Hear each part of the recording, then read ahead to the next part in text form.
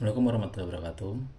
Halo teman-teman, kembali lagi dengan saya Sigit Madi. Oke, pada kesempatan kali ini saya akan melanjutkan tutorial kita tentang STP Open WRT, yaitu sebuah firmware dari Bank Maizil Mutiara WRT. Jadi pada sekitar 2 atau 3 video sebelumnya saya sudah menjelaskan bagaimana kita men-setup STP dari awal, konfigurasi voucher, terus install bot WA, WA admin, sampai ke perubahan konfigurasi input internet yang awalnya dari ETH1 ke ETH0 atau dari USB 2 ke Ethernet. Nah, pada kesempatan kali ini saya akan lanjutkan bagaimana caranya kita merubah hotspot internal dari si STB itu menjadi akses point. Jadi dalam hal ini kita tidak membutuhkan akses point karena settingan awalnya akses point itu dapat keluar melalui alat lain, akses point router yang biasanya mungkin TP-Link, keluar melalui kalau defaultnya ya itu ETH0 atau Ethernet, masuk ke akses point baru keluar vouchernya. Namun karena ini kebutuhannya untuk rumah, untuk internal aja, itu saya rasa wifi dari internal itu cukup, jadi tidak perlu menggunakan akses point. Nah, pada kesempatan ini kita akan membahas bagaimana caranya merubah konfigurasi tersebut. Saya sudah siapkan, mungkin ini agak berantakan, saya sudah siapkan STB nya. Nah, ini teman-teman, ini konfigurasinya. Jadi ini power, ini adalah Ethernet, sumber masuk melalui ISP. Saya menggunakan plat merah, teman-teman bisa tahu apa itu plat merah, ISP apa. Terus ada USB 2. Nah, ini konfigurasinya saya sudah ubah, di mana yang waka berwarna biru ini itu adalah sumber masuk dari internet dari ISP dan keluarnya melalui USB 2. Dan WiFi internal di sini itu sebagai bridge LAN, bukan sebagai voucher. Nah, sekarang kita akan ubah. Bagaimana cara mengubahnya? Kita lanjut ke tutorial. Tes 1 2 3.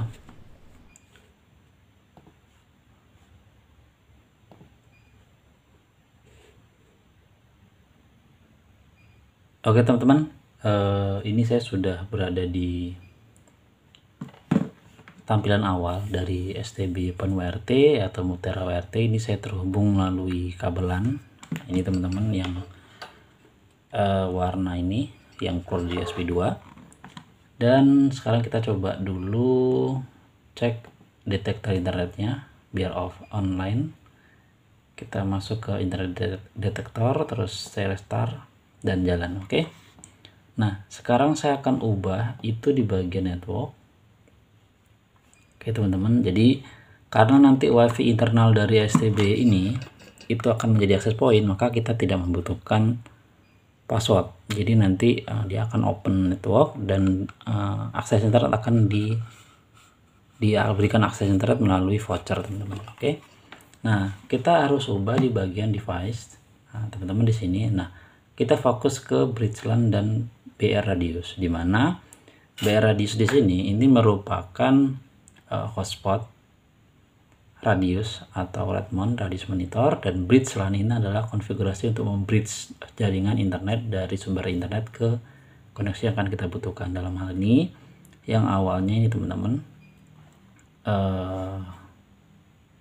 awalnya adalah PHY0, ini adalah WiFi, ini akan kita ubah, dan yang bridge radius ini yang melalui USB 1. Nah, ini teman-teman yang kita ubah kemarin pada video sebelum ini. Nah, untuk merubahnya teman-teman pastikan masuk ke bridge radius. Nah, bridge radius artinya dia adalah konfigurasi untuk radius monitor, itu akan diarahkan kemana? Kita arahkan ke harus kita tambahkan ini, kita copy bridge radius, kita tambahkan di bagian custom ya. Ini yang checklist yang custom, paste nama dari device WiFi nya, enter. Oke, sudah. Kalau sudah tinggal di save. Oke, semoga terlihat ya teman-teman. Ini saya malam untuk rekamnya. Oke, teman-teman ke bridge LAN. Nah, bridge LAN ini kita ubah yang awalnya PHY0 ini atau dari WiFi yang kita bridge, kita ubah menjadi ETH1. Jadi yang awalnya si bridge LAN itu ke WiFi internal, karena asumsi awalnya adalah internet keluar melalui ETH1 atau 0, kita ubah menjadi ETH1 di bridge LAN-nya. Jadi nanti yang akan mendapatkan voucher, konfigurasi voucher itu ada di WiFi. Nah, setelah ini device konfigurasinya selesai, teman-teman langsung ke wireless. Kita akan ubah konfigurasi atau settingan yang ada di wireless ini, teman-teman. Kita masuk ke edit, ke bagian ini SSID-nya. Teman-teman bisa ubah boleh, tidak juga bisa nama SSID-nya. Oke, ini kita tunggu sampai terbuka. Nah, ini teman-teman scroll ke bawah, masuk ke bagian network. Nah, ini teman-teman pasti ganti.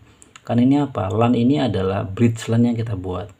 Nah, kita kan tidak ingin, kita akan interface-nya itu masuk melalui hotspot. Nah, ini teman-teman klik aja hotspot.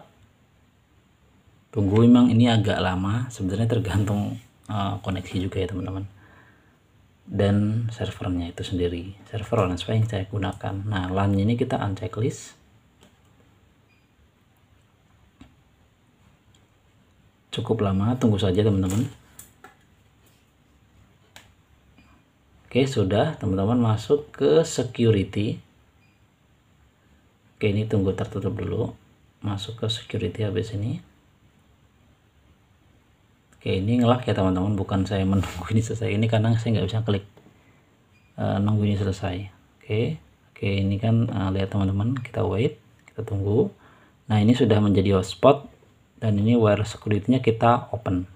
Nah, ini ke encryption kita open network. Kita tunggu lagi. Teman-teman pastikan di sini unsave-nya itu belum di save. Jadi ada 4 konfigurasi yang perlu di save. Kita akan langsung eksekusi semuanya bersama. Kita save.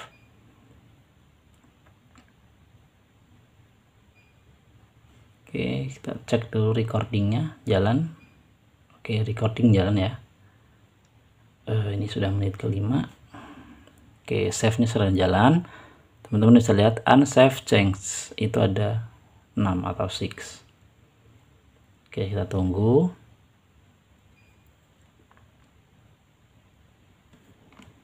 Nah, ini teman-teman, kemampuan reload ataupun perubahan yang kita inginkan itu tergantung dari kemampuan si SSD sebenarnya. Makanya dari itu untuk STB OpenWrt yang ingin kita jalankan selama 24 jam saat itu, saya sarankan install di VMware biar lebih cepat gitu teman-teman. Nah, ini sudah ya, pastikan unsave-nya udah 6 karena kita ada 6 kali perubahan konfigurasi. Karena ini udah selesai, kita tinggal masuk ke save and apply 1, 2, 3. Oke, ini kita tunggu. Maka harusnya dia tidak terputus koneksinya, tetap akan berjalan, namun akan berubah konfigurasinya. Oke, configuration change applied. Oke, sekarang kita akan ubah settingan di sini yang awalnya ini wired connection 1, nanti kita akan ubah ke wired. Nah, untuk memastikan semua ini berjalan, saya selalu pastikan saya akan reboot sistemnya. Oke, kita reboot teman-teman, selalu gitu ya teman-teman. Jadi ketika kita men-save yang mungkin itu merubah konfigurasi settingan awal dari sistem STB OpenWrt, itu saya sarankan kita harus reboot atau mungkin shutdown. Agar apa? Agar cache atau apapun yang tersimpan itu bisa terhapus. Oke, nah ini cukup tinggi ya. Temperatur CPU-nya 60 derajat, CPU usage-nya itu sekitar 53. Nah, ini kalau kita sudah jalan normal itu rendah teman-teman. Mungkin temperatur di sekitar 53 atau 54 dan CPU usage-nya paling di bawah 10%. Oke, ini kita tunggu sampai terdeteksi lagi. Ini disconnect saja, nggak apa-apa, karena ini nanti akan hilang. dia akan merestart. Oke, kalau dilihat dari sini nggak ada perubahan sebenarnya, tidak ada lampu yang berkedip juga, sama aja nggak ada perubahan. Oke, kita tunggu.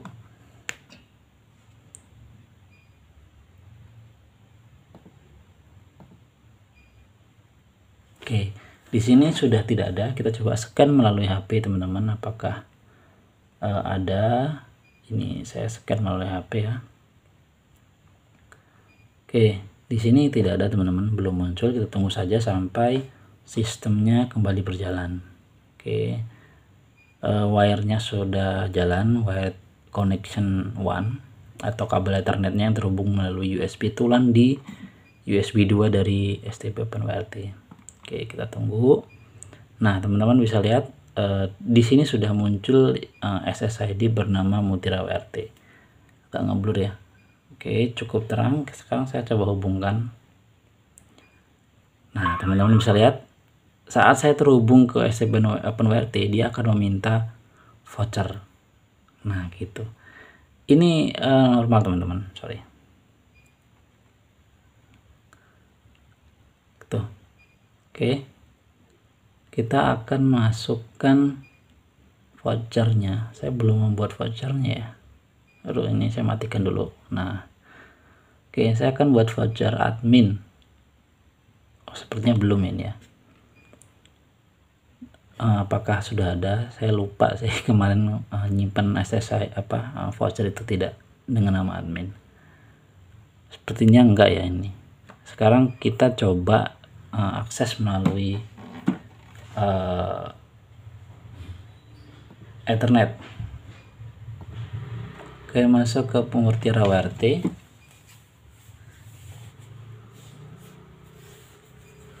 Nah, ini sudah minta login, kita tinggal login aja. Kita masukkan Mutiara. Oke, passwordnya Mutiara. Oke, ini ke service cukup. Kita ke network, internet detector. Kita akan restart dulu. Nah, oke, sekarang saya akan masuk ke service radius monitor. Saya akan tambahkan sebuah voucher untuk si HP ini agar bisa mendapatkan koneksi internet. Saya akan masukkan root.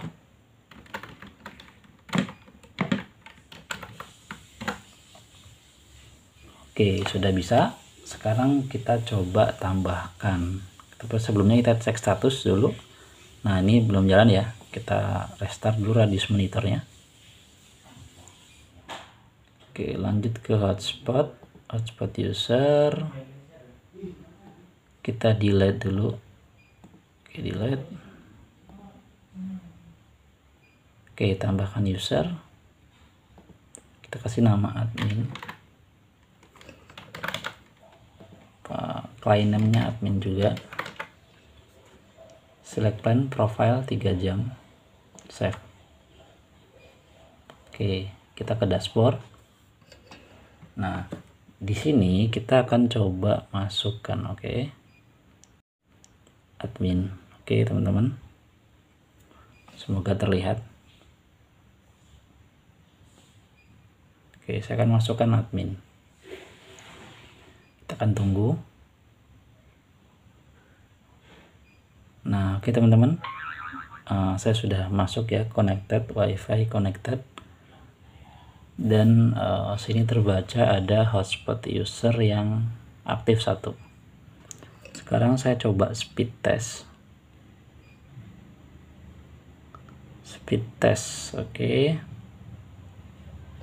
apakah sudah jalan? Go.